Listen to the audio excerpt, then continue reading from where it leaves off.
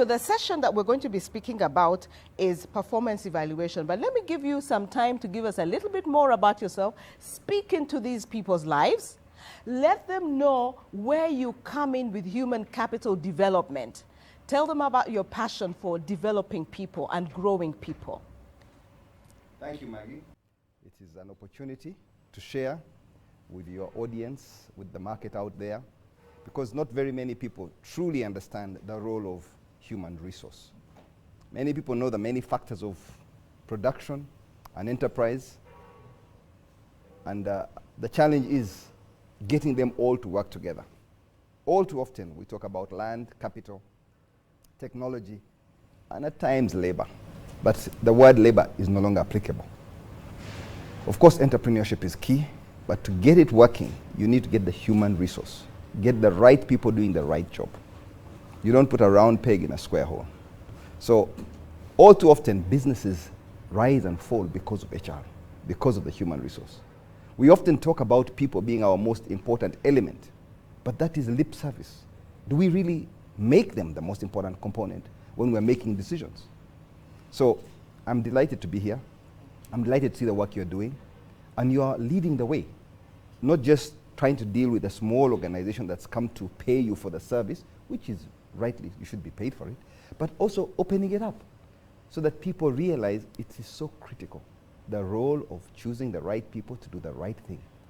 Now, we talk about setting goals for them, and that's very important, and very many people set goals. But then performance evaluation is to measure how you performed after you set those goals. These are two different sides of the equation, and the equation is not complete without this side. So when you emphasize, like today you have mentioned, performance evaluation, that is critical, because too many people set goals. At the beginning of the year, everybody has a goal and objective, but what happens? We have now gone into the third quarter of the year, and nobody is taking stock. We're left with 3-4 months to December, then we're going into a new year. So we've got to think about these things. They've got to be deliberate. They've got to be targeted. They've got to be measured. You've got to do things incrementally and know you're making progress. Otherwise, you'll be stuck there. 4 objectives why we are here. One is to prepare you to take stock of your accomplishments thus far and to evaluate them against the goals that you have set. The second thing is to provide guidance to you how you're going to use that information to make immediate adjustments if you're off course and get out of that hole -0 and get to performance improvement. The third thing, and this for me is the most important thing, is I would like to persuade you to change the way you look at performance appraisal, performance management, goal setting. It's not only a system that operates in the workplace with somebody supervising you. You just heard Dr. Patrick Bitature saying that, he needed to start 86, 89. Who was there with him? Who was there with you to see that you have goals and you have a plan and you're sticking to them? Okay?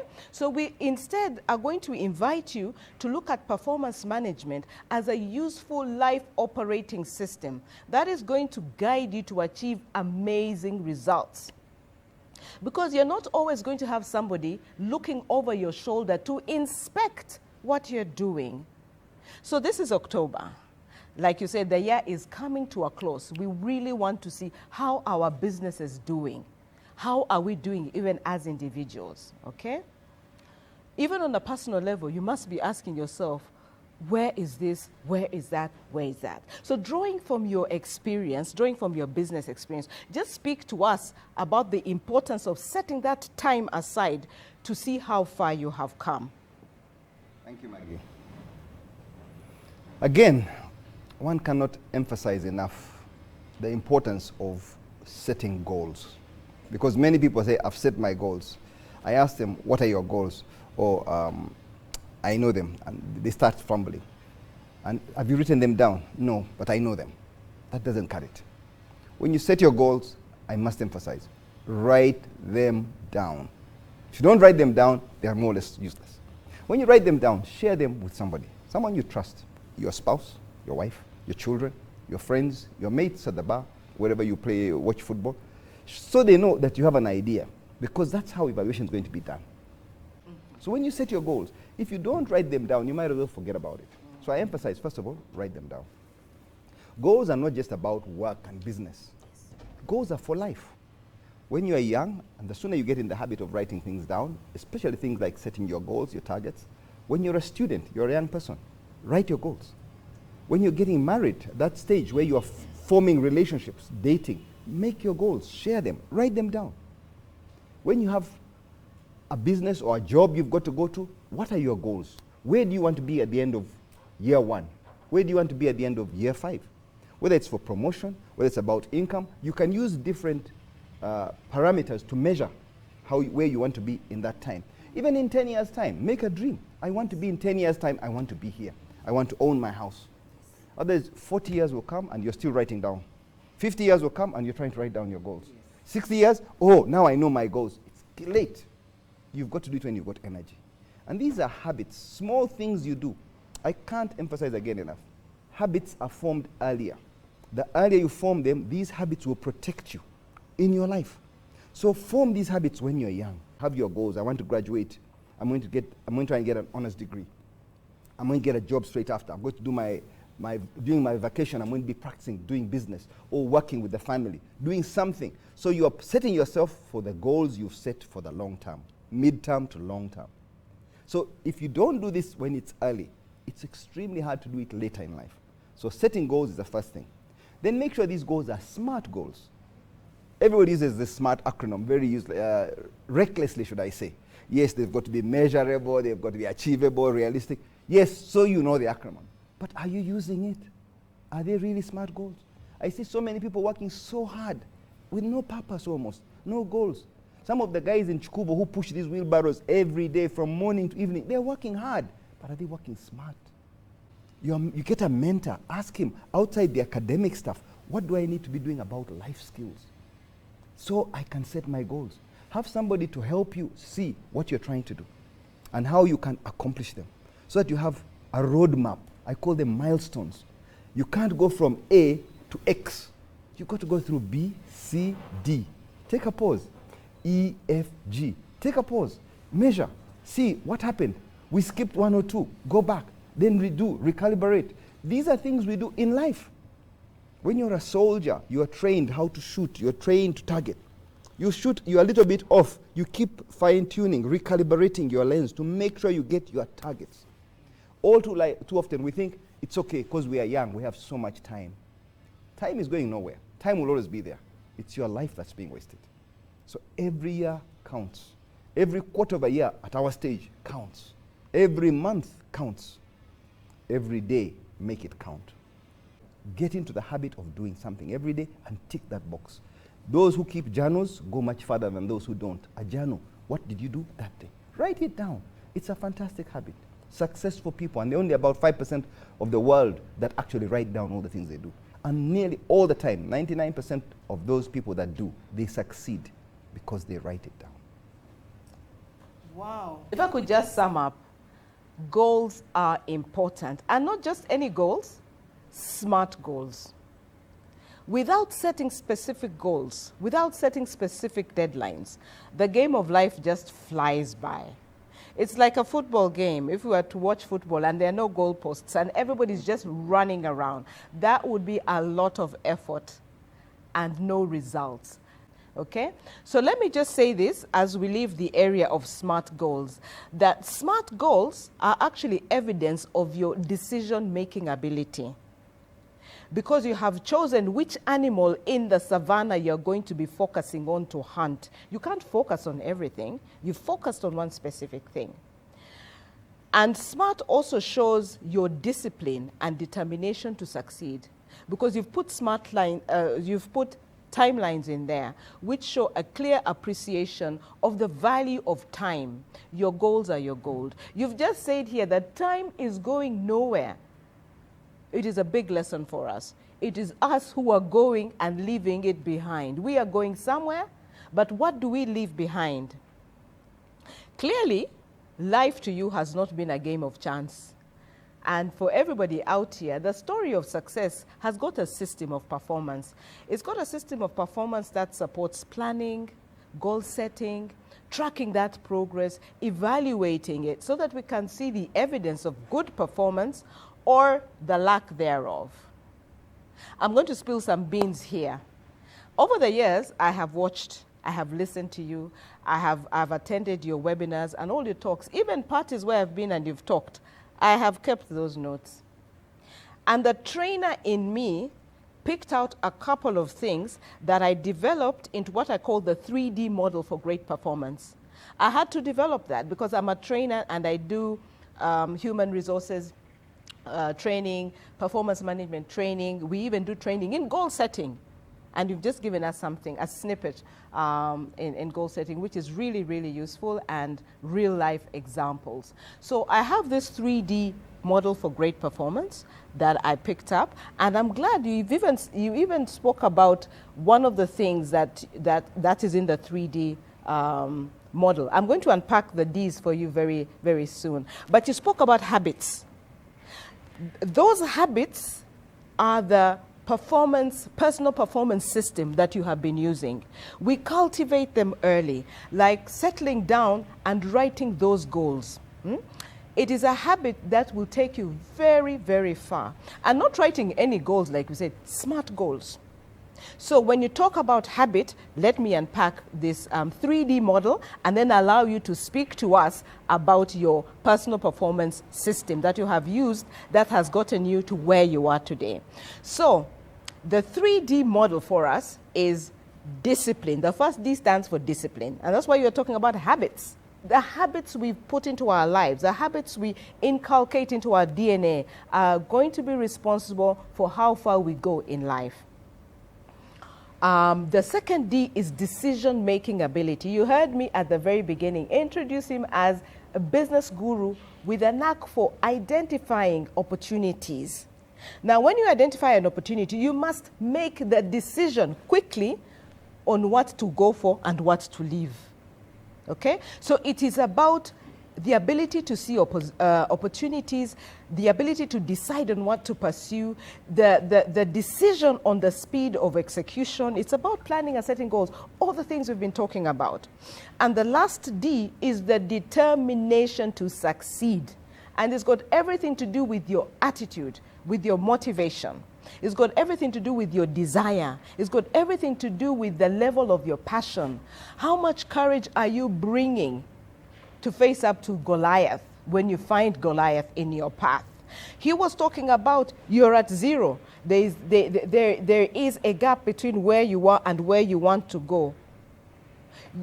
If it doesn't take determination to succeed, let them know your personal performance system and how it has built you and how that has then built the business empire we are talking about today.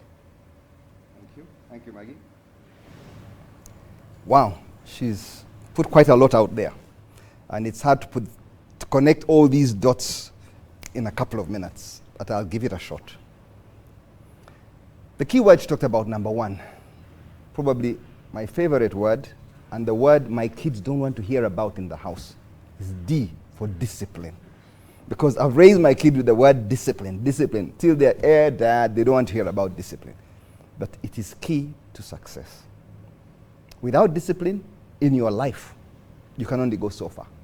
You can't live like a bird and land on any tree, whichever tree it's like. Even the birds have some discipline. When the storm is breaking, you don't see birds flying around all over the place. In the night, some birds don't fly at all. So you need to inculcate in your system discipline and accept it, embrace it. You're seeing 2020 and you choose to go 16-20, 12-20. Why do you deliberately injure yourself? You want that vision all the time, that precision. And that comes from discipline. Everything you do in moderation so that there's a bit of discipline. Discipline should be a color in the background in everything you do. You get up at a particular time, make it a habit. You exercise, make it a habit. What you eat, make it a habit. That there should be discipline, there should be order, there should be structure in everything you do. And then eventually, that is the formula for success. When you look at why are certain people always, what do they have in common? All these successful people. Everybody who is rich, especially extremely rich, have got structure. There's discipline. They don't just get up in any side of the bed and start the day anyhow. Success demands a certain lifestyle. Now when I struggled, and my success came out of adversity. I am made out of fire. I came out of the ashes to rise. and had been burnt so much. And I had to accept that it's like iron ore. You have to really heat it up until it melts. Then you can reshape it.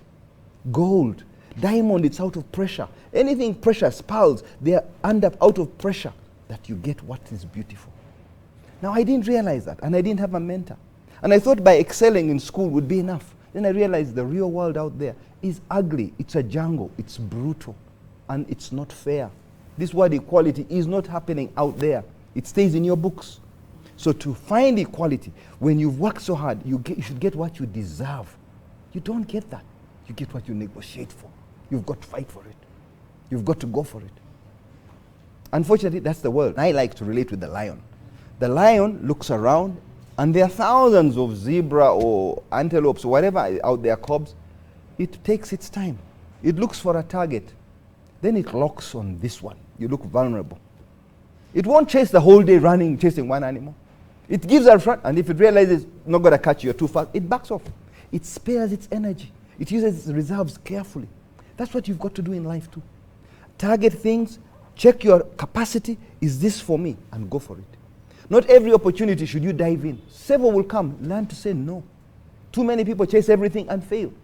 I am probably one of those who learned a hard lesson because I did too many things at one time and it started hurting. I had to reorganize, consolidate, refocus, re-strategize. My business had outgrown the staff. Quickly rebuild capacity. You need a team that is smarter than you around you to achieve those goals. So there are so many things you learn by connecting all these things.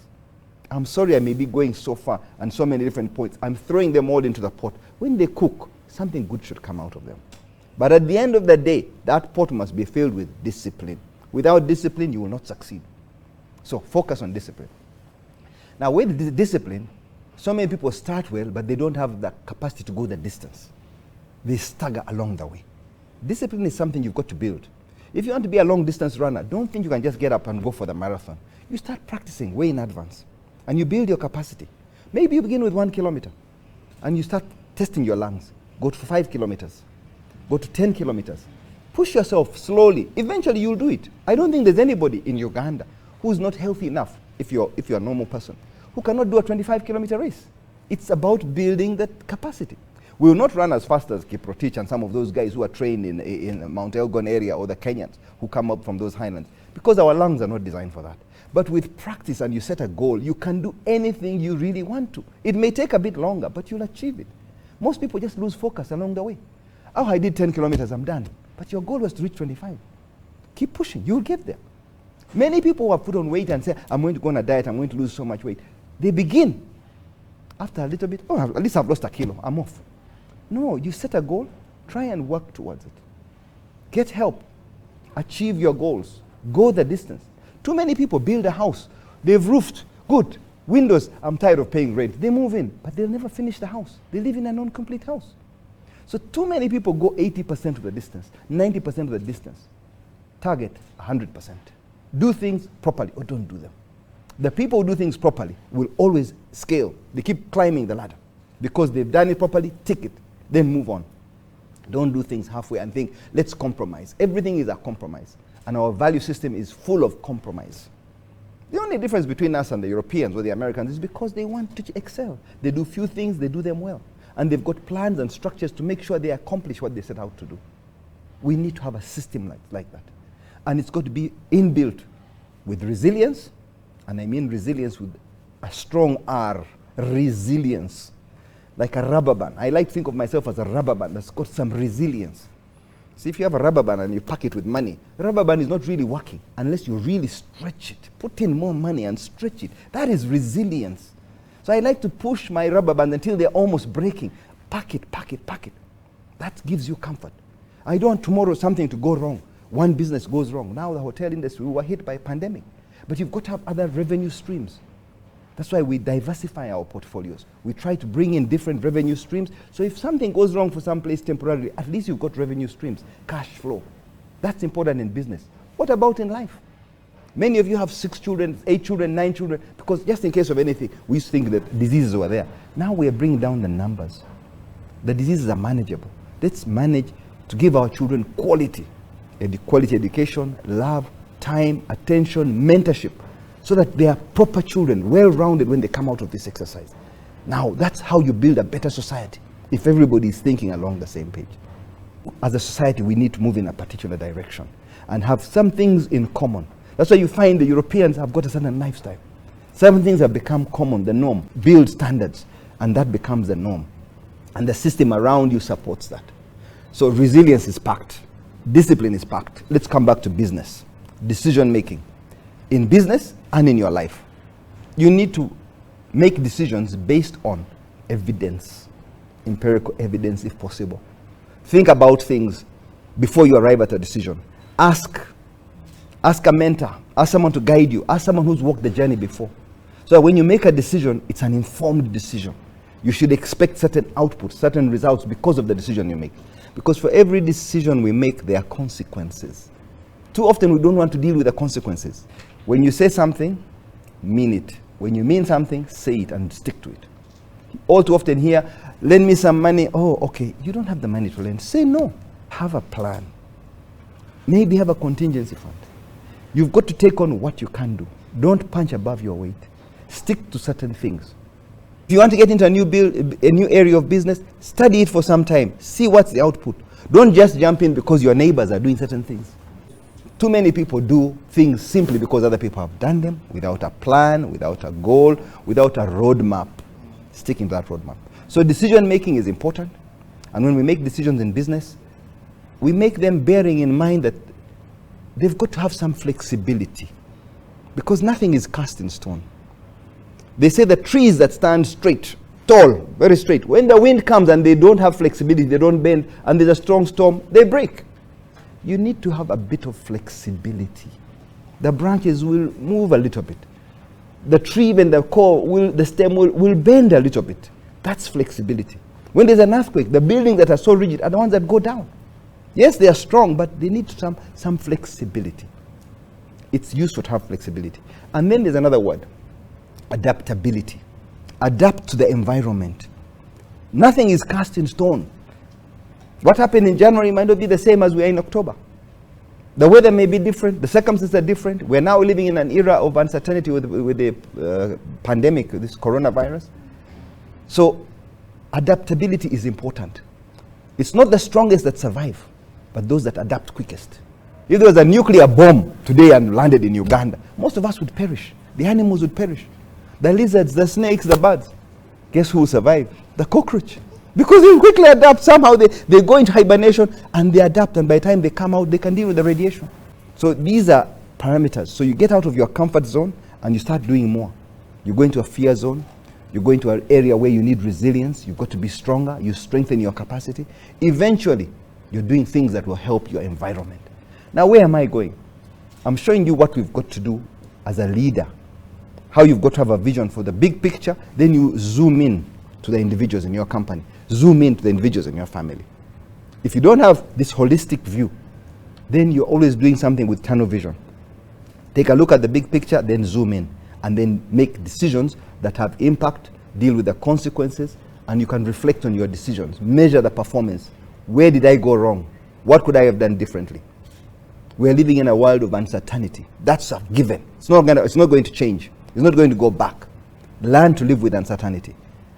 The world is volatile. There are so many volatilities happening. Prices of goods, commodities, things that are going to keep changing. Accept them. There's always going to be a crisis. Switch on CNN anytime there's something happening. Breaking news, breaking news. How does this impact you? You can't live like in a tunnel vision. You can't live in a shell and your own little world where you go to work and you come back home. Even in the village, people are beginning to wonder what's happening out there in the rest of the world. So open up your mind. Embrace the reality. Embrace change. Let's make Uganda a better place. That system is actually what sits at the base of your performance. It sits at the base of your economy. The decisions we make, if everybody planted those 44 million trees, or if there was a tree for everybody that lives in Uganda, wouldn't we be in a better place? Wouldn't we be looking at the water levels differently right now? So what I want to say here before I conclude and we go into the next part of our discussion is the fact that I want to say two things. One, success or your performance is a very individual thing. It comes down to you when you make the first decision on whether you're going to succeed or not. Now, when you make that decision, it leads to a series of other decisions and habits and actions that he's been talking about. Have a plan. Inculcate good habits into your system. And this is something that is within all of our control. We all have control of that. So that single decision is what is going to make it for you. There's a method and approach behind everything that we do, behind the decisions that we make. So all of this is in the 3D system for great performance. And whether you're in the office crunching numbers for the next board meeting, you still need to have at the base this flawless personal performance system. You need to have the R, the resilience, you said capital R, big R, serious resilience behind you if you're going to make it. And that comes into the last D that we're talking about, the determination to succeed. And the stronger your 3D system is, the greater it is, the more likely you are to succeed. So what we want to get done must always have a measure. It is always good to have a time to measure it, like now, so that it actually gets done. So if you do it now, you are going to be able to see where the gaps are, and then you're going to close those gaps. We need to approach goal evaluation very, very positively, because it not only provides useful information on the achievements and the gaps, all the gaps so far, but it is vital information for decisions to help us improve. So at this point, I would like to come back to you for some advice on, okay, so we are going to do our performance evaluation. Some are going to find that success seems to be eluding them. The goals have fallen through the cracks. They've sneaked past them. The year has gone by. 9 months have gone by. Just 90 more days to go into 2022. They are not there. They are anxious. Some of them actually get very scared about everything. Fear of failure. Okay. Now you talked of the 3 Ds. We talked largely of the first 2 Ds. The third D was determination. Again, determination has got to be measured, because people think, oh, I'm determined to succeed. And by saying it so often, it doesn't mean you're going to succeed. It doesn't show me your determination. It's got to be measured. I often tell young people in business, when you're starting something, you need that determination that is deep and strong. I often said, you would use the expression that it's a fire, a burning fire in my stomach. It will not stop burning until you've got what you want. Now that's determination. Especially when you're starting up in a business, because startups are the hardest part. When a business is cruising, you know, you have like a plane, you gain speed, you have to really push those engines, you hear them pushing, and then they have liftoff. Then you start cruising when you've reached a certain altitude. That part of taking off is the hardest part. So you need determination that is deep, strong.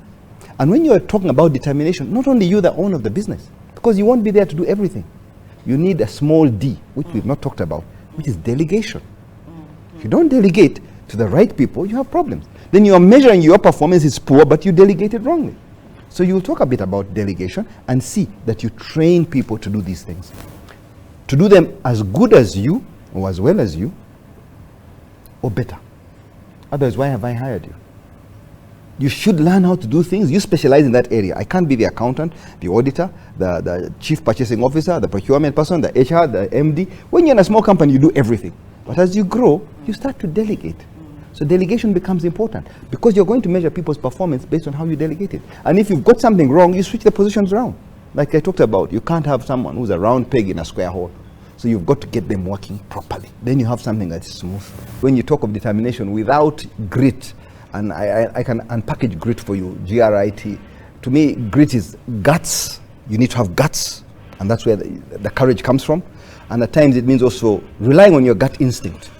You see an opportunity, don't wait to start doing a feasibility study, all these things. It's a gut feeling. Jump in and do it. Seize the opportunity. Resilience. You need resilience, and I've talked a bit about resilience, and I've emphasized resilience with a capital R. I is for initiative. You must take initiative. If you don't have that initiative to move quickly when you see opportunities, other people are doing something. COVID has come. What do? People need masks. Can I make masks? What can I do about this? After masks, can I make sanitizer? What else is coming on? PCR tests. Google it. Where are these machines made? What is involved? It's an $80,000 machine. These guys have minted so much money because COVID was not going anywhere. Whoever's invested in PCR made money. Look around you because a service is required. Things have changed. You see the opportunity. So the next one is T, tenacity. You need tenacity. Tenacity is slightly different from resilience, and you'll see why maybe a bit later if we can unpackage it. And lastly, you need to combine all these to make grit. What does it take to go up the ladder, the next level?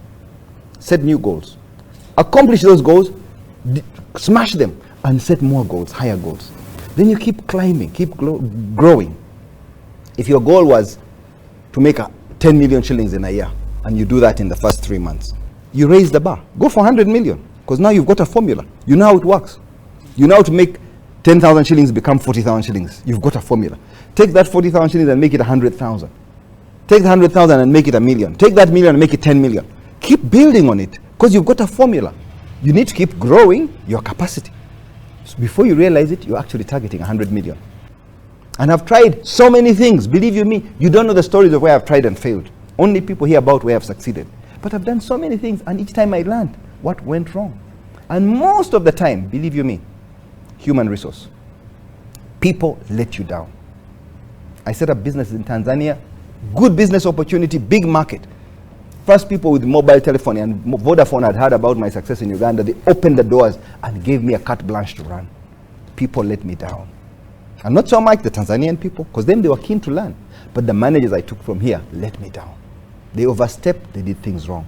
I went to Nigeria, set up MTN. With MTN there, I set up shops, we rolled, made a lot of money. We also lost a lot of money. People let me down.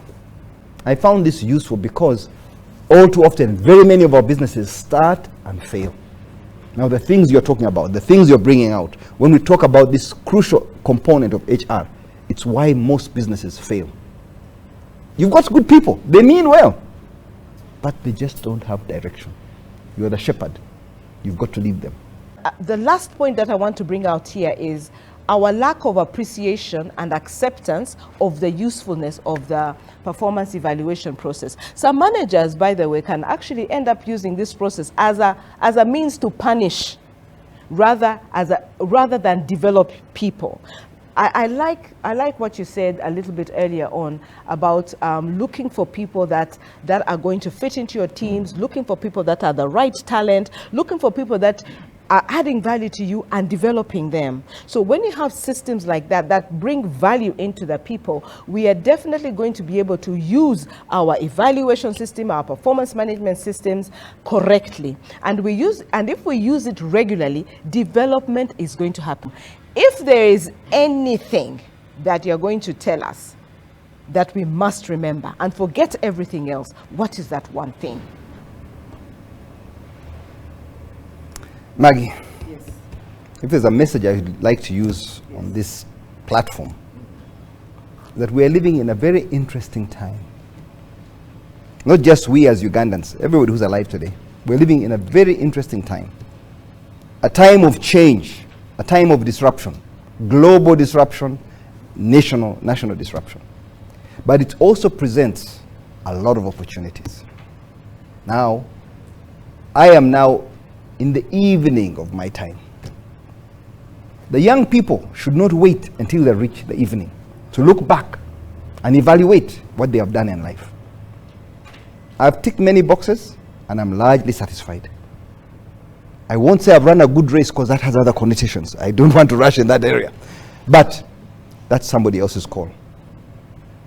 The opportunities available today, and I'll focus on you Ugandans, the East Africans, are amazing.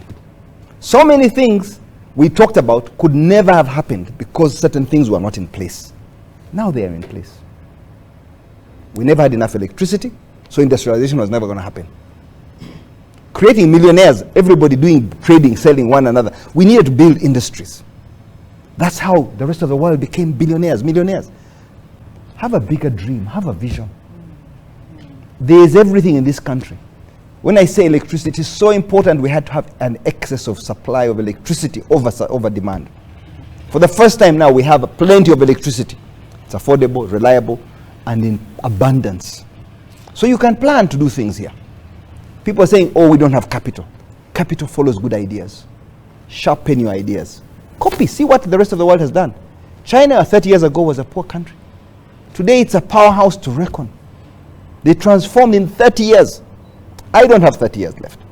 But you do. Many of you are young people. You've got the 30 years. You can change completely your life and the community around you. The things you do. We have the market. We have the numbers. Yes, most of the people are not that well to do. But the level of affluence is growing quite fast.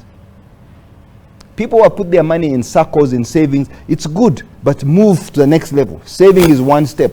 Investing is the main step. The money is created. Money is working harder when it is invested. Invest this money. Thank you very much. So somebody here is asking us that, is paying a training fee for your employee an effective means of retaining them? It is, but not enough. You've got to do a lot more. Yes. As a leader, you must know your core team, first of all, the core team. And normally there are 5 or 6, not more than that, the top management that you relate to. Now you need to know them well at a personal level. Know their wives, know their children, know their birthday. Don't just wait for the calendar. Know what's happening in their life and be supportive.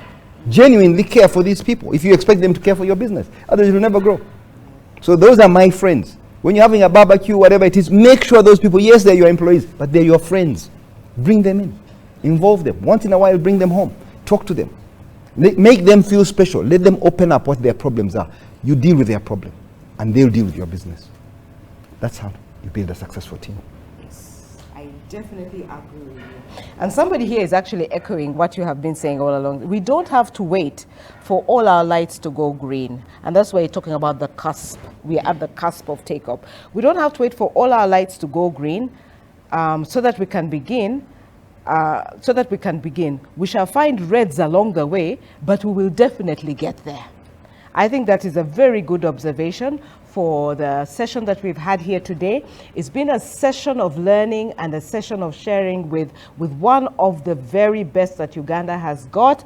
So ladies and gentlemen, put your hands together, put a nice Zoom emoji on your screens to say thank you to Dr. Patrick Bitature. We have been so honored to have you here today. Thank you. Pleasure, really. And right. It's a goodbye to everyone. Thank you all. God bless. Good luck.